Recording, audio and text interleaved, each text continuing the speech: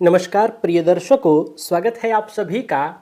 और मैंने आप लोगों को जन्म कुंडली मिलान में यानी वर वधू वर कन्या के कुंडली मिलान में दोनों की जो जन्म कुंडली है उसके मिलान में जो महत्वपूर्ण बातें हैं विचार करने वाली वो बताते आ रहा हूँ, जिसमें हम लोगों ने ग्रह मैत्री और नाड़ी को समझा है। यानी ग्रह मैत्री और नाड़ी का क्या महत्व है, नाड़ी किस अवस्था में भंग होता है, यानी नाड़ी दोष बन रहा हो तो किस अवस्था में भंग होता है, ग्रह मैत्री का क्या महत्व है।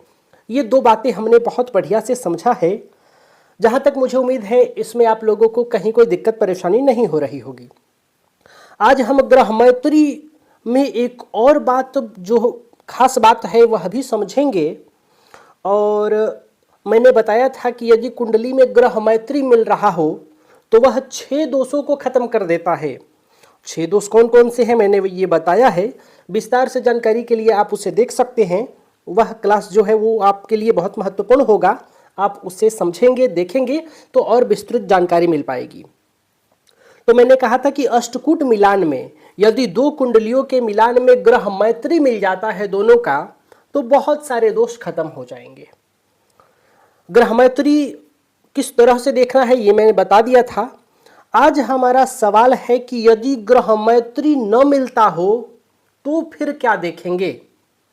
तो ग्रह मैत्री अगर न मिले तो ग्रह मैत्री देखने के लिए एक छोटा सा और विकल्प दिया है ज्योतिष शास्त्र में। यदि वह मिल जाए तो भी ग्रह मैत्री मान्य हो जाता है। यदि मान लीजिए आपने दो कुंडली मिलाया और ग्रह मैत्री नहीं मिल रहा है, तो इसके परिहार में नवमांश चक्र देखकर भी आप दो कुंडलियों का ग्रह मैत्री मिला सकते हैं। इसीलिए आज मैं आपके सामने दो कुंडली बनाया हूं। ये वर और वधू की कुंडली नहीं बनाने वाला हूं। एक मैं जन्मांक चक्र बनाऊंगा और दूसरा नवमांश बनाऊंगा। इस जन्म कुंडली के नवमांश चक्र से यानी D9 से हम समझेंगे कि ग्रह मैत्री नहीं मिलने पर जो इसका विकल्प है, जो ग्रह मैत्री को मजबूत करता है, ग्रह मैत्री के जो दोष बन रहे हैं, ग्रह मैत्री नहीं मिल रहा है, उसका विकल्प बन जाएगा। यानी ग्रह मैत्री मान्य हो जाएगा यदि नवमांश के हिसाब से कुंडली का मिलान हो जाता है। तो अब यदि ग्रह मैत्री न मिले और नवमांश के हिसाब से भी ग्रह मैत्री न मिले तो फिर ग्रह मैत्री दोष ही माना जाएगा। तो आज हम यह समझेंगे कि यदि कुंडली मिलान में, जन्म कुंडली के मिलानों में राशि मित्रता न हो तब क्या होगा। और आप यहां उदाहरण से इसको समझिए। ज्योतिष शास्त्र में कहा गया है, राशि नाथे विरुद्धेपि सबला वंशकाधिपौ तन मैत्रेपि च कर्तव्यः दंपत्यो शुभमिच्छिता। राशिनाथे विरुद्धेपि, यदि राशिनाथों में ग्रह मैत्री राशिनाथ से ही देखा जाता है कि एक का राशिनाथ कौन सा है, यानी राशि जो है उसके अधिपति कौन ग्रह है, दूसरे का भी जो राशि है उसके अधिपति ग्रह कौन है, और दोनों अधिपतियों का आपस में यदि मित्रता है तो ग्रह मैत्री होता है। लेकिन ये कहा राशिनाथे विरुद्धेपि, राशिनाथे मतलब राशि के अधिपति यदि विरुद्धे हो, यानी विरुद्ध यानी शत्रुता वाले हो, मित्रता वाले नहीं हो, उसके बाद भी यदि नवमांश में जो नवमांश पति हैं उनकी परस्पर मित्रता होगी, नवमांश पति। अब यहाँ राशिपति यदि नहीं मिल रहे हैं तो आपको नवमांश देखना है, नवमांश पति देखना है। यानी नवमांश में जिस प्रकार की स्थितियां मैं बताने जा रहा हूं, यदि उन दोनों का आपस में मित्रता हो तो भी विवाह शुभ होता है, दंपत्यो शुभमिच्छिता कहा गया है। तो आइए उदाहरण से समझते हैं इसको। राशि मित्रता न हो तो आप नवमांश किस प्रकार से देखेंगे। प्रिय दर्शकों, सबसे पहले तो हम समझ लेते हैं राशि, फिर ये वाला भी विकल्प समझेंगे। मान लीजिए ये जन्म कुंडली है किसी की भी। अब इसका हम लग्न क्या लिखें, चलिए कर्क लग्न लिख लेते हैं। 4, 5, 6, 7, 8, 9, 10, 11, 12, 1, 2, 3। अब मैं आप लोगों को बताया हूं कि जन्म कुंडली में, ये क्या है, जन्म कुंडली है। इस जन्म कुंडली में चंद्रमा जिस राशि पर बैठे होंगे वही राशि हो जाएगी। जैसे मान लीजिए चंद्रमा यहां पर बैठे हो तो जातक की क्या हो जाएगी, या जातिका की कुंडली हो तो जातिका या जातक मेष राशि के हो जाएंगे। तो इनका राशिपति कौन बनेगा, मेष राशि का मालिक मंगल, राशि इनका मेष और राशिपति मंगल। अब यहां से आप मंगल नोट करेंगे और जो दूसरे की कुंडली है उसमें भी देखेंगे कि चंद्रमा किस राशि पर है, उस राशि के राशिपति कौन है। जैसे यहां एक में मंगल हो गया, दूसरे में जाके आपने देखा तो मान लीजिए चंद्रमा मकर राशि पर बैठे हो, तो मकर का अधिपति ग्रह कौन हो गया, शनि। तो शनि और मंगल में मित्रता आप देखेंगे, तो शनि और मंगल की मित्रता होती नहीं है, तो ये तो ग्रह मैत्री मिला नहीं। तो अब इसके विकल्प में आप नवमांश चक्र भी देखेंगे, नवमांश चक्र, जिसको D9 कहा जाता है। अब आप यहां क्या देखेंगे, प्रत्येक कुंडली का, यानी आप दो कुंडलियों का मिलन करेंगे तो दोनों का D9 देखेंगे, दोनों का नवमांश देखेंगे। अब नवमांश में क्या देखना है, यह देखिए, मान लीजिए चंद्रमा यहां मेष राशि में है, किसी के कर्क राशि में है, जहां पर भी चंद्रमा हो, कोई ऐसा नहीं कि मैंने मेष बता दिया तो आपको मेष ही देखना है। मान लीजिए आपके कुंडली में चंद्रमा 4 नंबर पे है, तो यहां खुद चंद्रमा ही आपके राशि हो जाएंगे, आपकी राशि हो जाएगी कर्क और राशिपति कौन होंगे, चंद्रमा।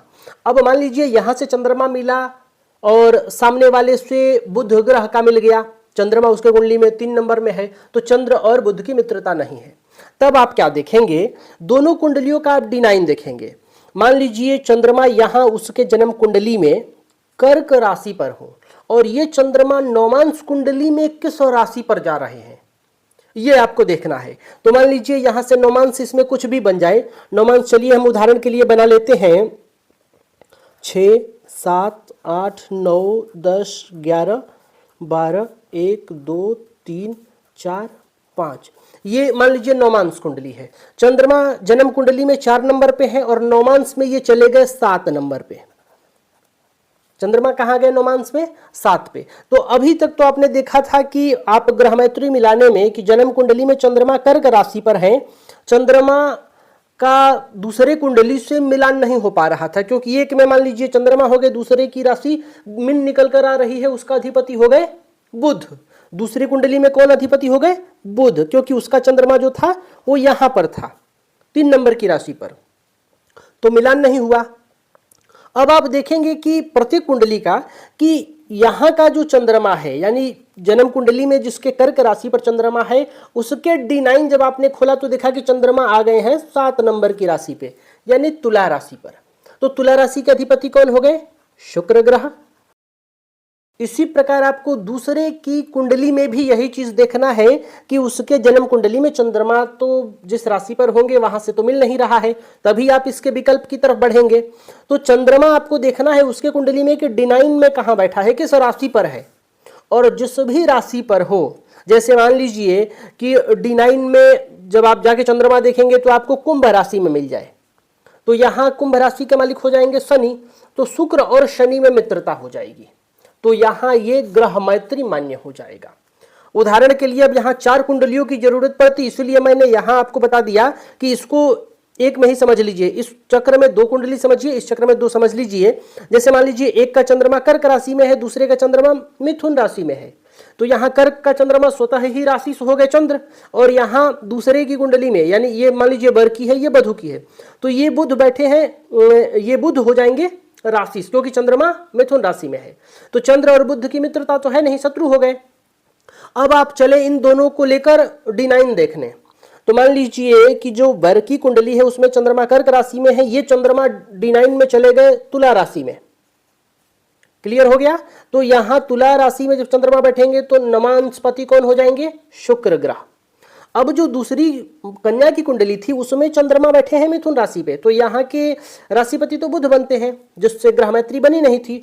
अब इनका आपने D9 देखा तो चंद्रमा आपको मिले 11 नंबर में, तो 11 नंबर के नवमांशपति कौन बन जाएंगे, यहाँ शनि। जब आपने शनि नोट किया तो अब इन दोनों की ग्रह मैत्री देख लीजिए, तो शुक्र और शनि की ग्रह मैत्री मित्रता वाली है, ये दोनों मित्र हैं, तो यहाँ ग्रह मैत्री मान्य हो जाएगा।